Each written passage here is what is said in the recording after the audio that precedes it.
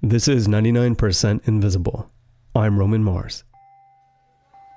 During this holiday season, we have a special episode with 2 stories from one of my favorite writers, John Mooallem. He is a contributing writer to the New York Times Magazine and also a writer at large for Pop-Up Magazine, and we're lucky to have had him on the show a few times. The first story is about the origin of the teddy bear and its would-be successor. And we also have this encore presentation of Wild Ones Live, the song and story extravaganza that's probably my favorite thing that we broadcast, and it deserves to be listened to numerous times. Here we go. It's totally unfair. Hydrox cookies came out in 1908. Oreos didn't show up until 4 years later, but it didn't matter. Hydrox could never shake the image of being a knockoff, and also ran. Hydrox lovers would champion its tangier cream filling.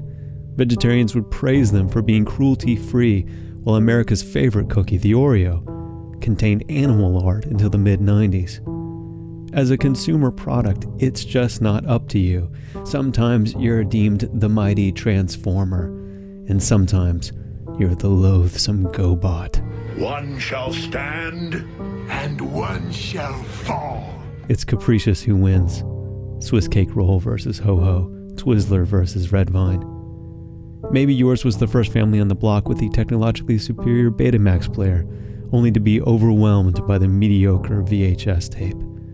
Sometimes it doesn't make any sense at all. But sometimes it does. I'm John Mooallem. John is a writer for the New York Times Magazine and a writer at large for Pop-Up Magazine, The Live magazine in San Francisco, where this story first appeared. Right, so it's 1902, and Theodore Roosevelt is president. And he decides to vacation in a town called Smedes in the Mississippi woods, where he can hunt black bear. He's a big outdoorsman, big hunter. And this hunting trip became kind of a famous story. Basically, he had spent a few days hunting, and I don't think they even saw a single bear. They definitely didn't get to shoot at any. And then one morning, the dogs get the scent of a bear, and they follow it down into this really weedy place where the president's guide says, you know what, don't even bother going in there and troubling yourself. I'll go in and I'll flush the bear out. You just stay here and I'll flush it right to you. So Roosevelt waits and waits, but then he gets bored and decides to go off and eat lunch. Eventually the dogs do corner the bear, and the guide, not really knowing what to do, leaps off his horse, cracks the bear over the head with the butt of his rifle, knocks it unconscious or semi-unconscious, and ties it to a tree, and then starts blowing away on his bugle, trying to call Roosevelt back so that the president can be the one who has the honor of shooting it. Roosevelt hears the bugle and makes his way back to the hunting party. And what he finds is this bear. It's a female bear. It weighs about 235 pounds, and it's tied to a tree. It's still semi-conscious, it's injured, it looks a little mangy.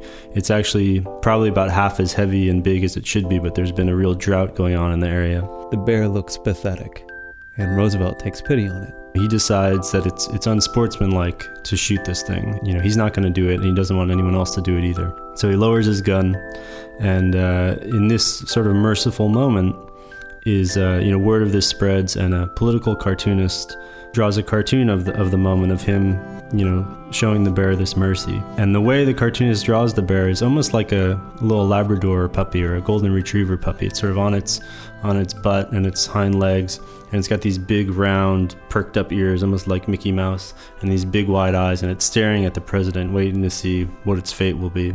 The cartoon was called Drawing the Line in Mississippi. And from that basically spawned the teddy bear. This adorable little bear in the cartoon was turned into a 3-dimensional plush toy. The very first teddy bear was either made by a German company called Steiff or a Brooklyn toy store owner, depending on who you ask. And they name it after Theodore Roosevelt. They call it Teddy's Bear. It's a huge sensation. And it's actually more popular than baby dolls, which freaks everyone out a little bit. Why should their children be playing with bears and not dolls? It's a little savage. And within a few years, I think Steiff is producing close to 1 million teddy bears a year and shipping them to the US. But it was considered so bizarre that kids would play with a stuffed bear that people just assumed it was a novelty. And as soon as Roosevelt left office, no one would want them anymore. And at this time, the whole idea of mass-produced toys was also really new. So the toy industry wanted to kind of capitalize on its rally and keep it going. So it was really looking for whatever was going to be the next cuddly plaything that American kids were going to want, although it had no idea what that might be. So fast forward to 1909. And Roosevelt's term is about up, and the president-elect is Roosevelt's hand-picked successor, William Howard Taft. And that January 1909, Taft is in Atlanta. He's trying to woo the South, try to convince them that his administration is going to take them seriously as a constituency. And he's the guest of honor at this banquet.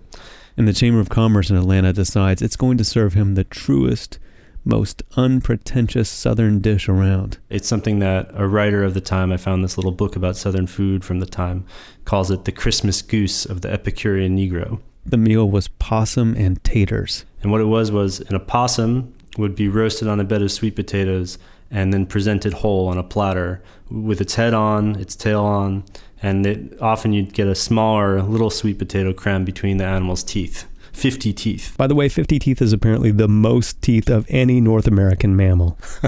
Which is fascinating. In the end, the one that they brought to Taft's table weighed 18 pounds. All of a sudden, the orchestra strikes up and the guests burst into song. Suddenly, Taft is presented with this surprise gift, and it's a small, stuffed opossum toy. And this is a brand new invention that some local Taft supporters are trying to position as William Taft's presidency's answer to the teddy bear. They're calling it the Billy Possum. Already, there was a company set up called the Georgia Billy Possum Company. According to one account, within 24 hours of that banquet, there were already deals being brokered for Billy Possums with distributors across the country. In covering the banquet, the LA Times announced that the teddy bear has been relegated to a seat in the rear, and for 4 years, possibly 8, the children of the United States will play with Billy Possums. So from then on, a bit of possum mania started. There were Billy Possum postcards, Billy Possum pins, Billy Possum pitchers for your cream when you had coffee. There was a ragtime tune called Possum, the Latest Craze. And as Taft traveled around the South, some people actually started giving him live opossums in cages when he would make public appearances, sort of handing them over like they were floral bouquets. Soon Billy Possums were in toy stores from New York to San Francisco. Because real opossums weren't actually that common in cities then and no one really knew what they were, a toy store in Brooklyn ran an in-store promotion with a live captive opossum that they could show off to kids so the kids could familiarize themselves with what this new animal they were going to be best friends with was. I found an advertisement for the store that read, "Do not let it be said that any man, woman, or child in Brooklyn has not seen the cute little animal whose name is mentioned more in all parts of the world today than any other." Previously, there had been poems in newspapers sort of mourning the passing of the dolls and how sad it was that these teddy bears were coming into nurseries and vanquishing them. And now there were poems in newspapers about Billy Possums displacing teddy bears. But since you probably never heard of a Billy Possum, you can guess what comes next. It was a total flop, and the Billy Possum was forgotten and almost entirely out of stores within a couple of months. So in other words, the Billy Possum never even made it to see Christmas time, which is a special kind of tragedy for a toy. There are several possible explanations as to why the Billy Possum never took off. The first, and probably what you're thinking right now, is this. Opossums are ugly, and nobody likes them. But it was also the dawn of the mechanical toy, and even some teddy bears had evolved into wind-up animatrons. There was a French-made teddy bear that, quote, winds up and is calculated to indulge in a number of ludicrous somersaults. How could a limp, stuffed Billy Possum compete with that? But John Mooallem argues that at its heart, the acceptance of teddy bear and the rejection of Billy Possum comes down to their origin stories. In the story that was told about Roosevelt and this bear, it was a very kind of tender moment where Roosevelt was showing the bear mercy, and when you looked at that cartoon, the way the bear was drawn, it looked like something that you would want to just sweep up into your arms and take care of, and that was vulnerable and that needed your help.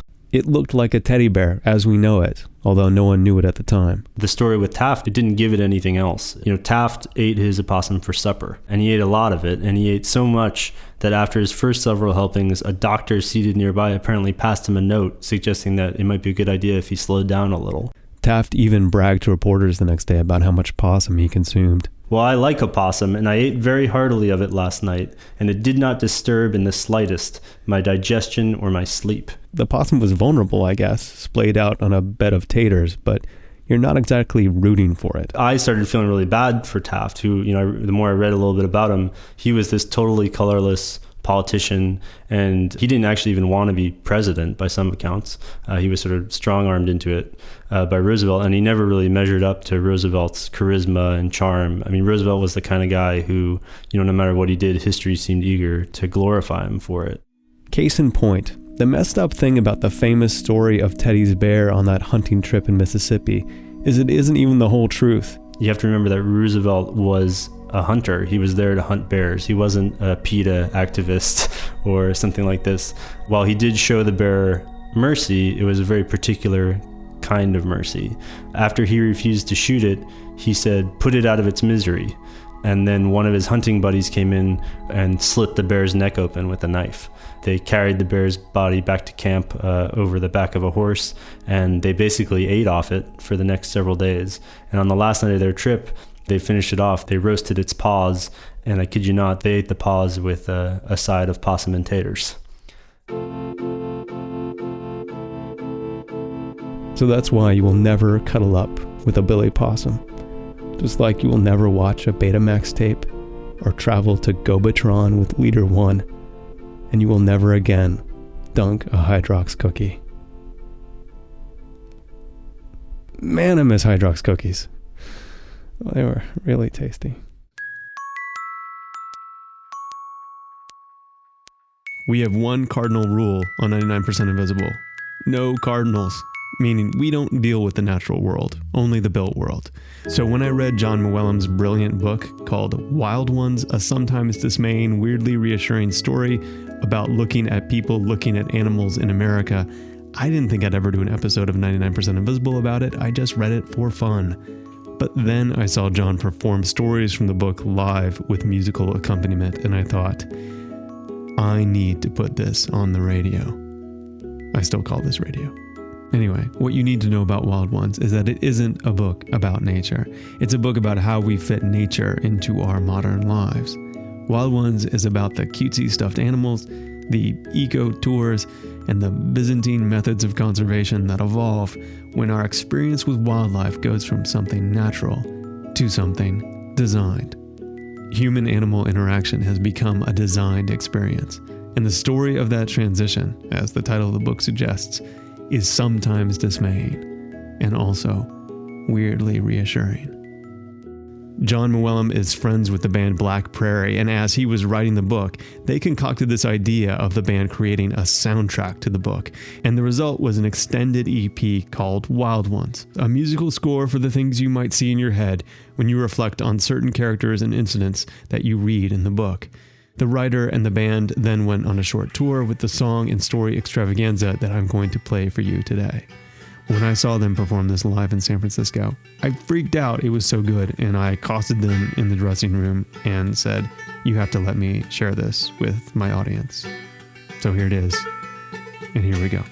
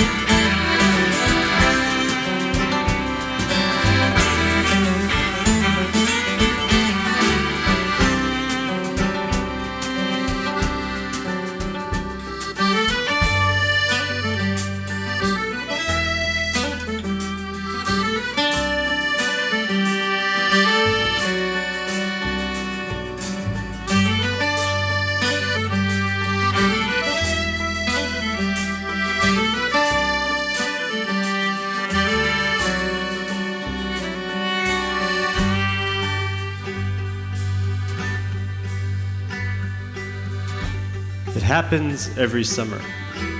Small turtles called diamondback terrapins skitter out of the water around JFK Airport in New York. They start moving west. They're heading for a patch of sand where they like to lay their eggs, and they have to cross over one of the airport's runways to get there, runway 4L. Sometimes there's so many turtles on the move at once that the control tower has to delay flights. Now the press loves doing stories about how funny this is, how a fleet of giant airplanes can be held up by just a few tiny turtles. But hold that picture in your mind and think about the Caribbean Sea in 1492. There were almost 1 billion sea turtles living in it back then. Columbus's men anchored in the Caribbean wrote about being kept awake at night by the thwacking of so many turtle shells against the sides of their ship. Notice how that scene is the exact opposite of the scene at JFK. It's not a fleet of giant airplanes being held up by a few tiny turtles. It's a giant fleet of turtles bombarding just a few relatively tiny ships.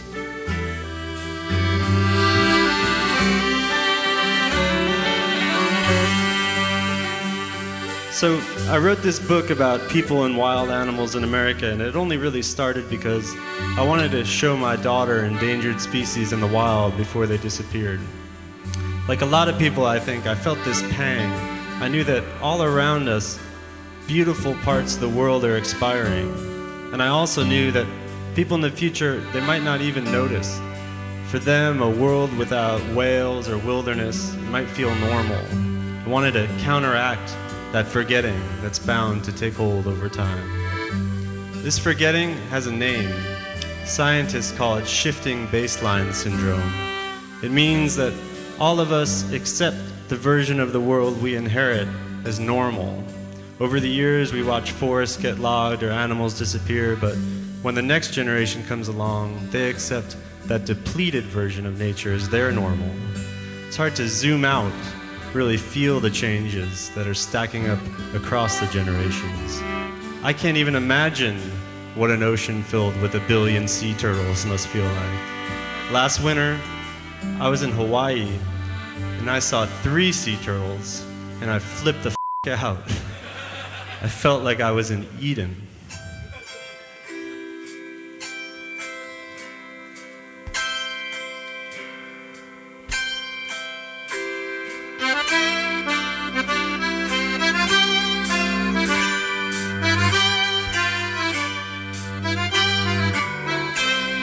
It wasn't so long ago, though, that America was a kind of Eden, when people could be dwarfed and engulfed by wild animals in a way that feels almost impossible now.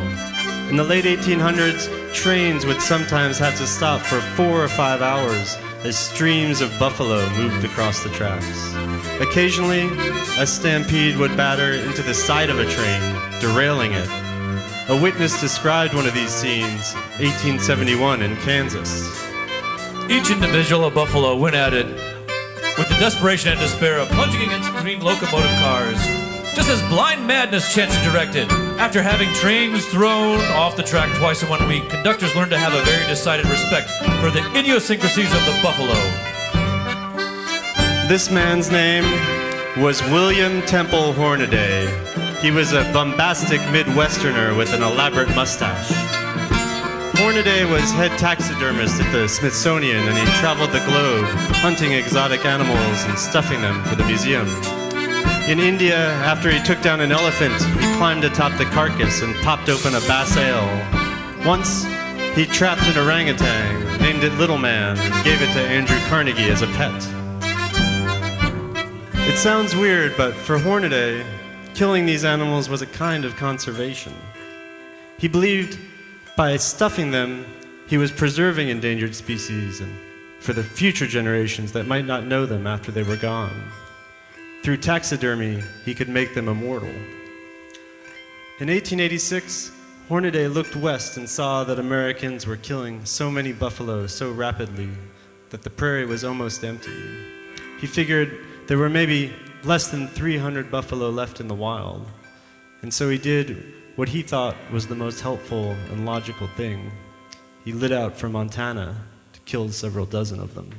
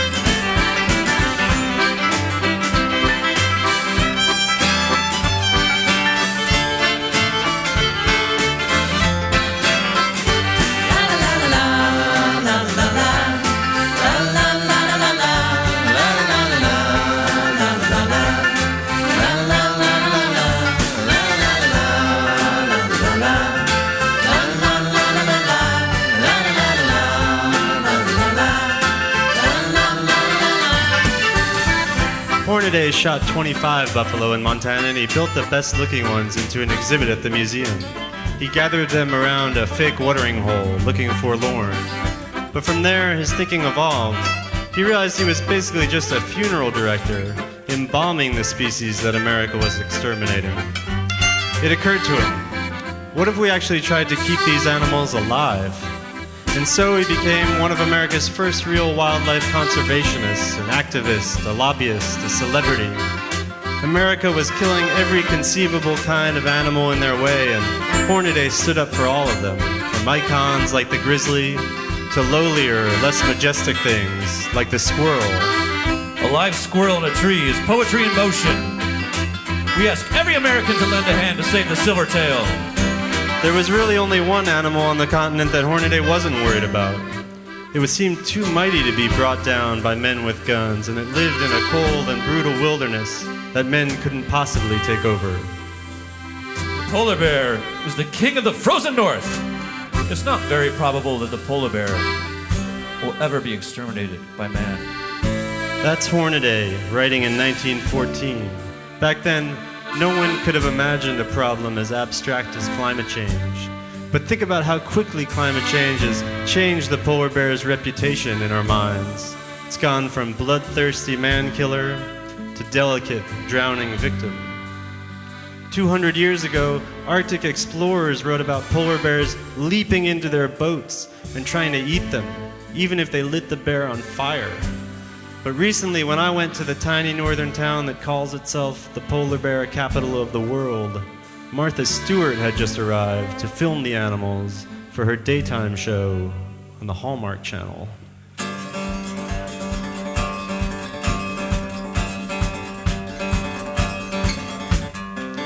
The town is called Churchill, Manitoba. It's on the edge of Hudson Bay, and every fall, right before the bay freezes over, Churchill gets overrun with about 900 polar bears and 10,000 polar bear tourists.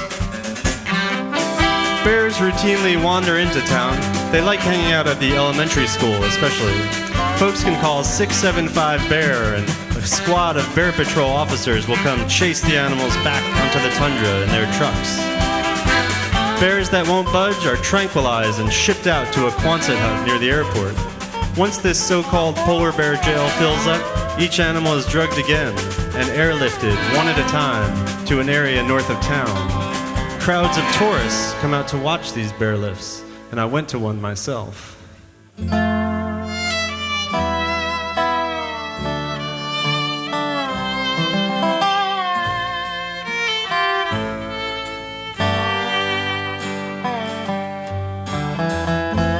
There was something just a little ceremonial about the bear lift I went to. How the uniformed wildlife officers arranged the sleeping bear on a net at the center of the crowd. How they tucked its paws carefully across its chest like some drunken uncle after Thanksgiving dinner. It was so careful, beautiful, and confusing. A couple of people cried. It was like the opposite of an animal sacrifice, a ritual to save the bear, to show how far out of our way we'd go not to kill it. I stood there and watched, and as I did, Martha Stewart stood next to me. Her crew was there, filming everything.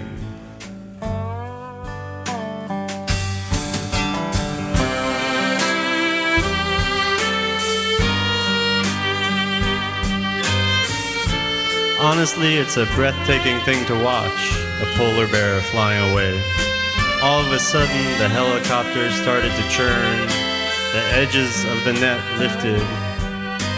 The furry shape inside contracted into a U, and then the entire package was off the ground. The helicopter climbed toward a cloud bank, the bear twirling slightly underneath it like a tea bag. And then, finally, the polar bear was gone.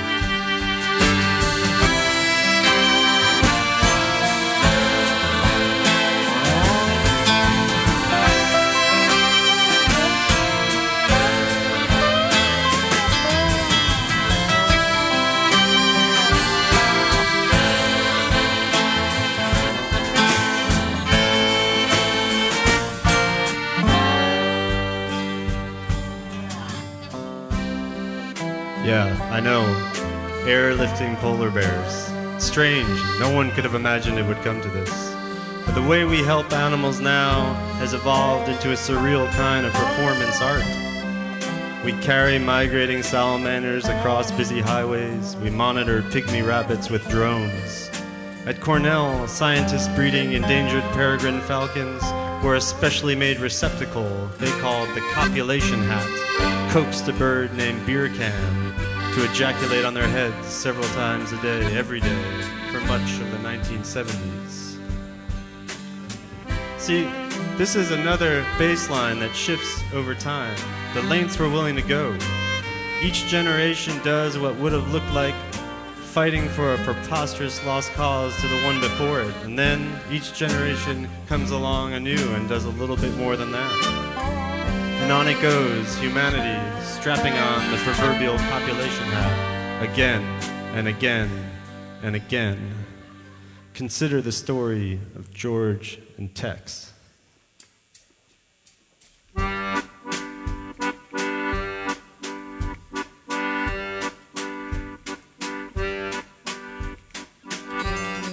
the late 1970s, there were only a handful of whooping cranes left in the wild, and also a small number at a government lab in Maryland. Scientists there were doing their best to wring as many new offspring as they could from those captive birds. But the lab had one problem child, a female crane named Tex. As a newborn, Tex had been raised in a cardboard box in the zookeeper's living room, and having never seen another crane, she imprinted on the one animal she did see, the zookeeper. Basically, she wound up sexually attracted to people and not other cranes. The scientists kept trying to pair Tex off, but Tex wasn't interested. She wanted a man, and specifically a man who looked like her old zookeeper, a dark-haired white man of medium build. Now, there was a young crane conservationist named George Archibald, and George happened to be a dark-haired white man of medium build. He took Tex to rural Wisconsin, put a mattress in her pen, and moved in as Tex's companion. They'd forage together, build a nest, and they'd dance. George doing deep knee bends and springing up with his arms out like wings. He'd whoop and holler, "Come on, Tex, come on." Come on, Tex. And soon, they'd be dancing together just like wild cranes do during courtship. This would get Tex aroused, and at just the right moment, two assistants would rush out from a hiding place and artificially inseminate her with crane semen.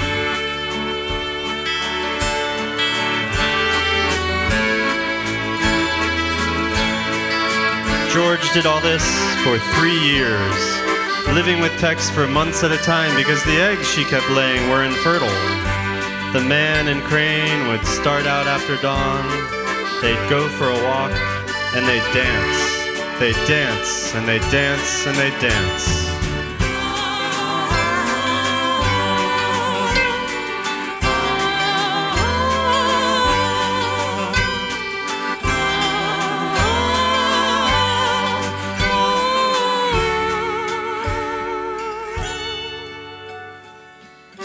George didn't enjoy any of this. He was miserable, actually. Miserable. But in the spring of 1983, Tex finally laid an egg that hatched, and George was right there when it did. He was invited on The Tonight Show to celebrate. One headline read, "Man, Crane, proud parents of Chick." George named the chick Gee Whiz. By now, Gee Whiz has 44 grandchildren and great-grandchildren. Today, there are more whooping cranes in the wild than there have been in almost 100 years.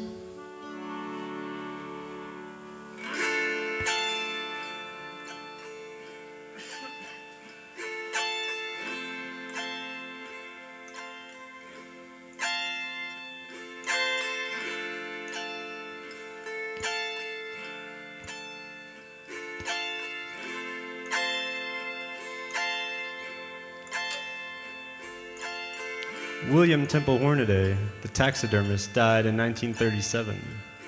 At his funeral, buglers from the local Boy Scout troop surrounded the coffin and played Home on the Range.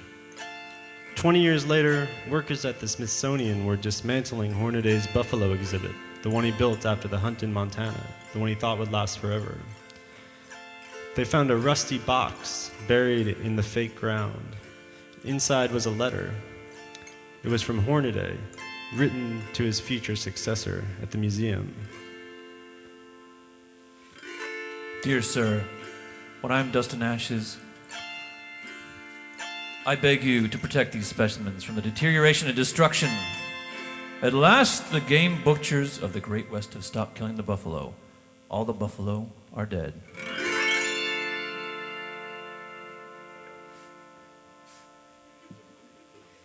Hello, my name is William Temple. Please know I tried, dear sir. I write this letter to you, will not give the devil his due. Dear sir, I'm happy not to be alive to see what you'll have to say. Dear sir, I have prepared for the worst. Enjoy their beauty, killed by yours truly. Dear sir, I have protected them now to the highest degree. Dear sir, I have now stopped the killing. They're all gone. I'm here for you to see.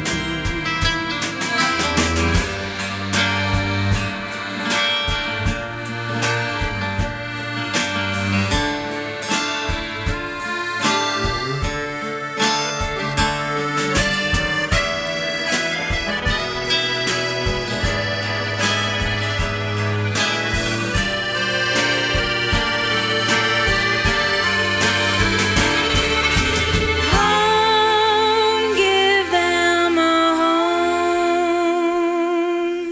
Please keep them from harm.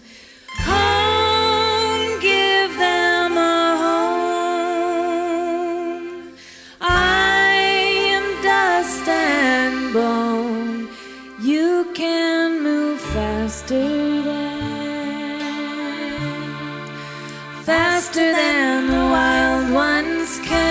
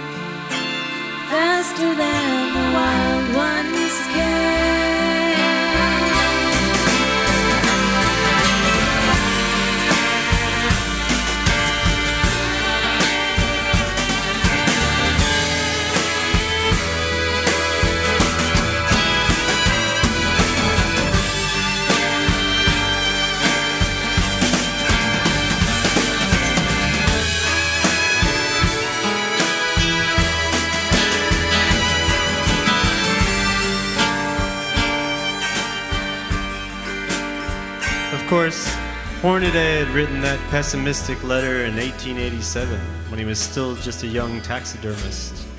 Turns out he was wrong. The buffalo were not all dead.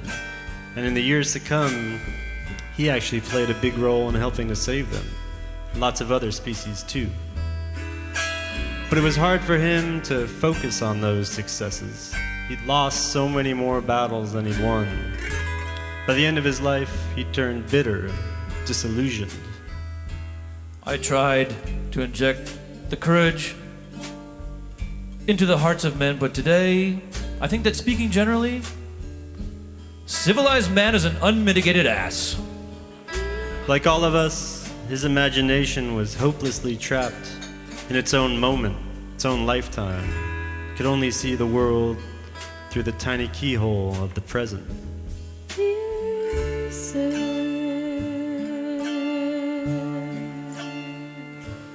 dear sir.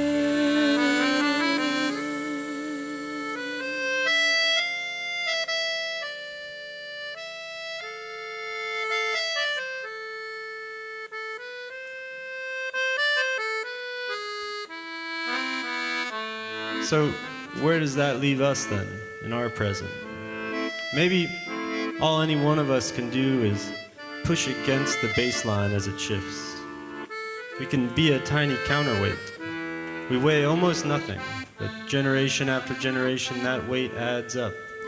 Sometimes, in some places, the baseline starts to shift in the other direction, in the direction of more beauty, not less.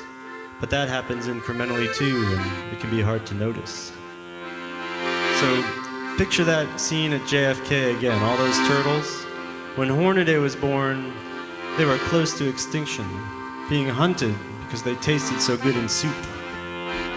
We're like those turtles, a race of stubborn little things that barely notices as the wilderness it migrates through fills up with villages and lights and swells into an airport runway. Just keep migrating across it anyway, tucking the eggs of the next generation into the sand. But we're like the airplanes, too, because we have changed. We've changed into something that Hornaday couldn't ever have imagined, a species that can at least try to slow down, try to stop. I like to think about those airplanes powering down, the lines of them parting like a shiny metallic sea, so this tiny tribe of turtles can pass through. I get it. It looks funny in the present, but squint into the hazy panorama of history and those airplanes idling in place, that little moment of not moving forward looks unmistakably to me like progress.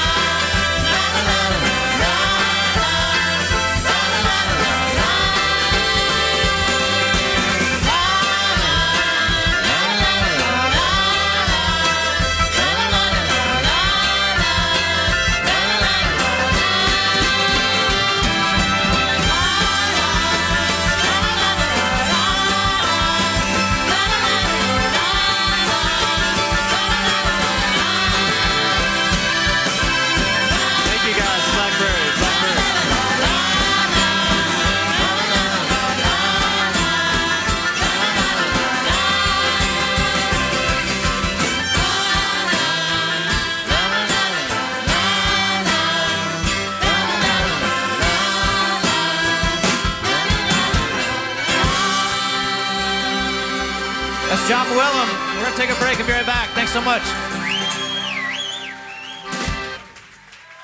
Thanks a lot. That was Wild Ones Live. Text written by John Mooallem, music by Black Prairie. Black Prairie is Jenny Conley-Drizos on accordion and vocals, Chris Funk on banjo, dobro, autoharp and vocals, John Moen on drums and vocals, John Neufeld on guitar and vocals, Nate Query on bass, and Annalisa Tornfeld on fiddle and vocals. Their recording engineer is Rich Hip. Black Prairie has a newish album called Fortune that I know you'll like, and Annalisa from the band has an upcoming solo record called The Number 8 that you can pre-order online, and I'm going to have a link to that on our website, 99pi.org. 99% Invisible is Sam Greenspan, Katie Mingle, Avery Truffleman, and me, Roman Mars. It's been a really spectacular year for us at the show. Thank you so much for your enthusiasm and support. We are a project of 91.7 local public radio KALW in San Francisco and produced out of the offices of ArcSign in beautiful downtown Oakland, California. You can find this show and hang out with other people who like this show on Facebook. All of us at 99PI are on Twitter. Please follow us there. We have a great Tumblr, but you're always welcome at our place at 99pi.org.